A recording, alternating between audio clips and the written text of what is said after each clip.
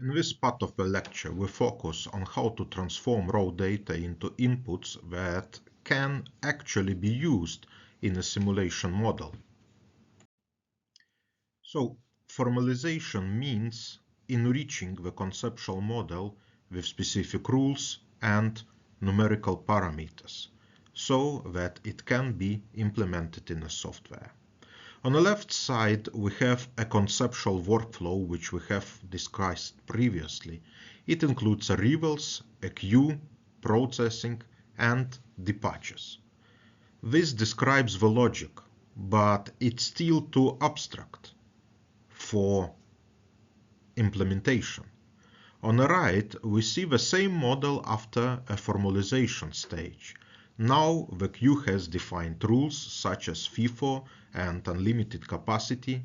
Arrivals are no longer just random, but described by an exponential distribution with mean value equal to 10 as indicated.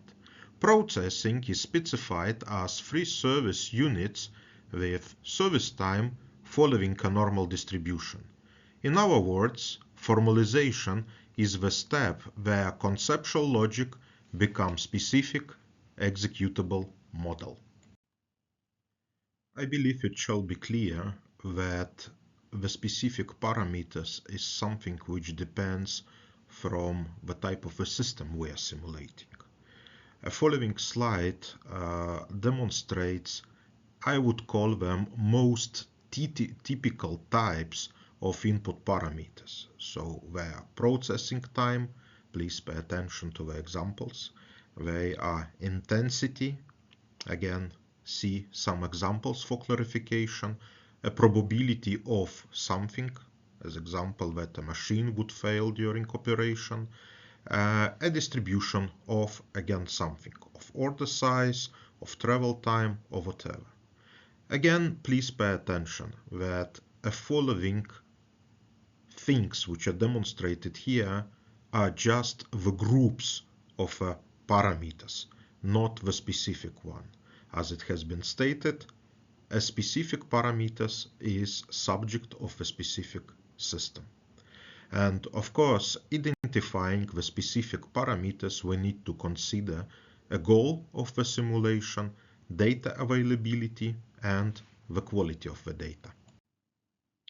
Not all input data are equally available, and this strongly affects simulation quality. So, in overall, we could distinguish 3 categories of the data. So, category A, category B, and category C. So, of course, a category A is marked by the green color. It means that data exists or they could be received as the export from the system or whatever. A category B data means that the data does not exist, but they can be collected. Of course, it will give some additional work for you, but most important that the data are collectible. And finally, a category C. A category C data means that data does not exist, and because of some reasons we are not able to collect them. So in many cases, a category C is related with such issues like a real-world system does not exist. We would like to include an events which are not happening each day, each second, or each minute, so rare events. Or, as a third reason, no data collection method exists. So the key message is really very simple. The reliability of the simulation results depends directly on the quality of the input data which we are going to apply in frame of a simulation. The slide focuses on data collection for category B data. As we have described, we do not have the data, but we have a possibility to collect them. Typical methods include direct observation, such as counting arrivals or tracking queue lengths. Next, time studies is another approach. In this approach, we measure service or processing times using a stopwatch or digital tools. So please pay attention that it is a link provided to read a bit more about the following approach, because it is used not only in frame of a simulation. So staff can also contribute through manual logging using checklists or forms. In more advanced cases, we could install some sensors or tracking technologies, and they could collect some objective measurements. Finally, when measurement is difficult, expert estimate can be used through structured interviews and estimates.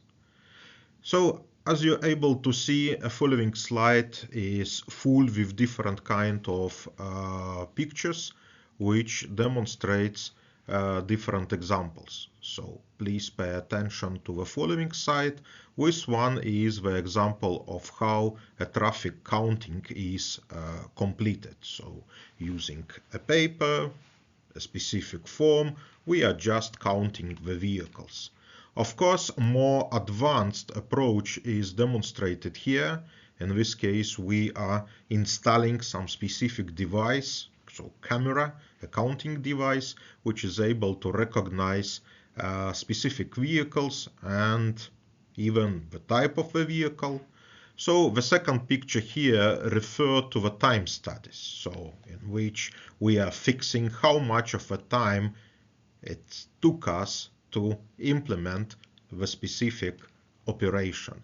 And the final very small picture, but I hope you are able to recognize here some device which is again regarding automation of the counting. So it seems that we have a road, we have a device, and device is able to count the vehicles.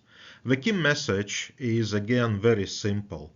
Of course, collecting the data, we should be sure about the quality of the data. A poor data leads to poor model, and as a final result, we would receive unreliable results.